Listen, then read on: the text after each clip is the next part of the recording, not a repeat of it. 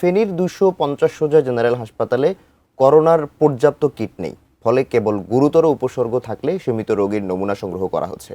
বিস্তারিত জানাতে সরাসরি যুক্ত হচ্ছেন ফেনী প্রতিনিধি দিদারুল আলম। দিদার, এই যে যেটি আমরা বলছিলাম যে গুরুতর উপসর্গ বলতে আসলে কি বোঝানো হচ্ছে? এই যে পর্যাপ্ত কিট নেই, এর বিপরীতে আসলে কি ব্যবস্থাপনা গ্রহণ করছেন সংশ্লিষ্টরা?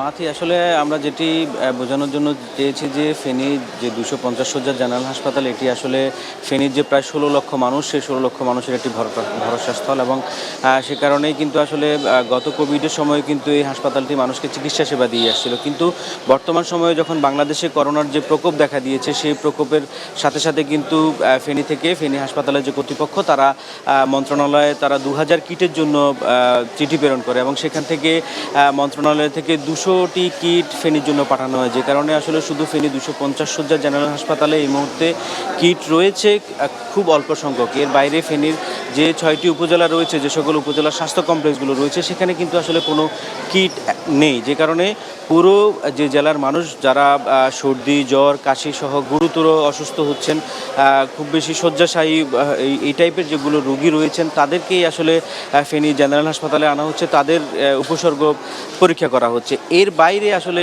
ফেনীতে এখন পর্যন্ত আসলে যে ফ্লু কর্নার রাখা হয়েছে, যেটি আসলে শুধু এটি ব্যানার ঝুলানো রয়েছে এবং পাশাপাশি একটি ফ্লু কর্নার রুম রয়েছে, কিন্তু আসলে এখন পর্যন্ত যে বিষয়টি হচ্ছে যে করোনার যে প্রকোপের সময় যে কিটের এবং পরীক্ষার যে বিষয়টি, সেটি কিন্তু আসলে এখন পূর্ণাঙ্গভাবে চালু হয়নি। তারা এখানকার যে সিভিল সার্জন রয়েছেন, তিনি আমাদেরকে যেটি জানিয়েছেন যে তাদের চাহিদার বিপরীতে যে অল্প পরিমাণ কিট রয়েছে, সেটি আসলে সবার জন্য আসলে ব্যবহার করা যাচ্ছে না। যারা আসলে করোনার যে সকল উপসর্গগুলো, জ্বর, সর্দি, কাশি নিয়ে যারা আসলে হাসপাতালে আসছেন, সবার আসলে তারা পরীক্ষা করতে পারছেন না। এর বাইরে যদি আসলে ডেঙ্গুর বিষয়ে আমরা বলতে যাই, এই চলতি বছরের জানুয়ারি থেকে এখন পর্যন্ত প্রায় ফেনীতে 1000টির বেশি নমুনা এখানে পরীক্ষা করা হয় এবং সেই পরীক্ষায় এখন পর্যন্ত প্রায় 11 জন ডেঙ্গুতে আক্রান্ত হয়েছেন ফেনীতে।